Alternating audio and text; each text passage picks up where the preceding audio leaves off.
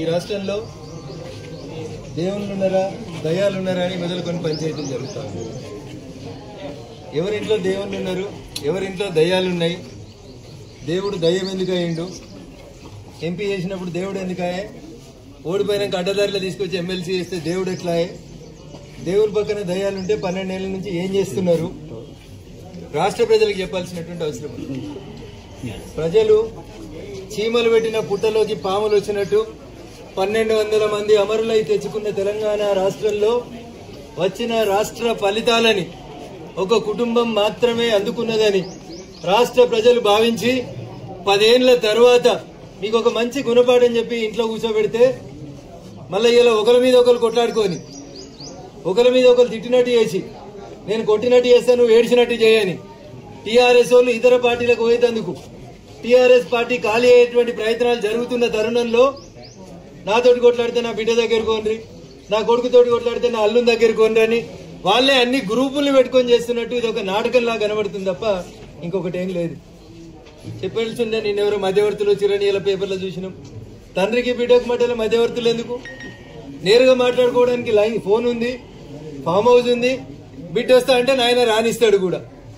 ఇవన్నీ కూడా ఈ రాష్ట్రంలో ఉన్నటువంటి సమస్యల్ని పక్కదారి పట్టించి వ్యక్తిగతమైనటువంటి ఎజెండా తోటి వాళ్ళ కుటుంబంలో ఏదో జరుగుతుంది వాళ్ళే లీడర్లు కావాలనుకొని తండ్రి కొడుకు అల్లుడు వీళ్ళెవరు నచ్చకపోతే మళ్ళీ కూతురు దగ్గరకు పోయేందుకు ఇంకో కొత్త కుంపటి పెట్టాలన్నట్టు కనబడుతుంది. నాకు అవగాహన ఉన్న కాడికి నాకు అర్థమవుతున్న కాడికి చెల్లె కవిత ఆల్రెడీ మెంటల్ గా ఫిక్స్ అయినట్టున్నది. టీఆర్ఎస్ పార్టీలోకి వెళ్ళి బయటకు పోదామని, సొంత ఎజెండా పెట్టుకుందామని, అక్క షర్మిలక్క చేసినట్టు పాదయాత్ర చేద్దామని, ఓ కొత్త పార్టీ పెట్టుకుందామని ఆమె డిసైడ్ అయినట్టు కనబడుతుంది. తేదీ ముహూర్తం కూడా నాకు అర్థమైన కాడికి బహుశా జూన్ 2వ తారీఖున కవితమ్మ కొత్త పార్టీ పెట్టొచ్చు. అంతకుమించి కొత్త కనబడేది ఏముంది? ఆడ కొట్లాట ఏముంది? తండ్రి కూతుర్లు అన్న చెల్లెళ్ళు పక్క రాష్ట్రంలో ఏమైందో చూసినాం. ఈ రాష్ట్రంలో కూడా గదే అవుతుంది.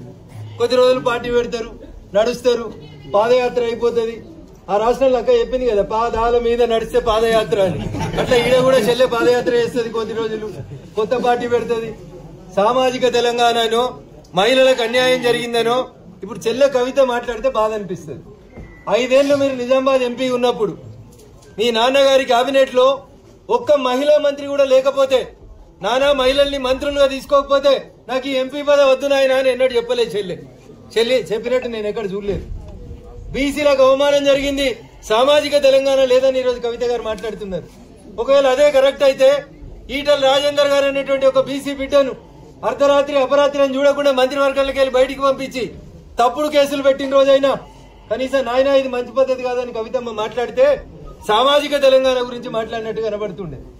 అధికారంలో ఉన్న 10 ఏళ్లు పూలే విగ్రహం పెట్టడం చేతగాని టీఆర్ఎస్ బీఆర్ఎస్ నాయకులు నిజామాబాద్ ఎంపీ గారు ఇలా పూలే విగ్రహం కావాలని చెప్పి సంతకాల సేకరణ చేస్తుంది, అన్ని పార్టీలు కలుస్తుంది. సో నాకేమర్థమవుతుందంటే కవితమ్మ గారి యాక్టివిటీని అటిట్యూడ్ ని చూస్తే వారు మెంటల్ గా ప్రిపేర్ అయినట్టు కనబడుతున్నారు. బహుశా లాంఛనం జూన్ 2 నాడు లాంఛనంగా వస్తుంది అనుకుంటున్నాం. పార్టీ వస్తుంది, పాదయాత్ర మొదలవుతుంది, ఆ ఇంట్లోంచి ఈమె ఇంకొక పార్టీ పెట్టుకుంటుంది. తర్వాత ఏమైతుంది, భవిష్యత్ ఎట్లుంటది, ప్రజలు ఏం ఆలోచిస్తున్నారు అనేది కొంతకాలం తర్వాత మాట్లాడుకుంటాం. ధన్యవాదాలు.